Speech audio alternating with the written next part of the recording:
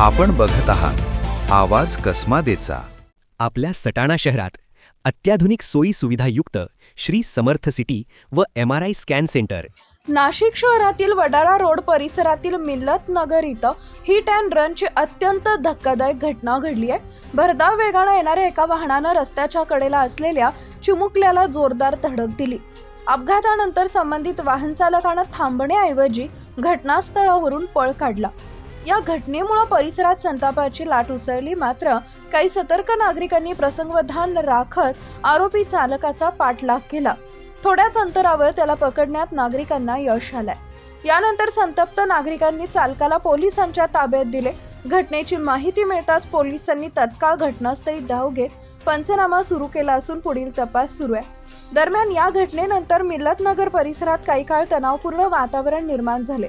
नागरिकांनी अशा बेफिकीर वाहन चालकांवर कडक कारवाईची मागणी केली आहे।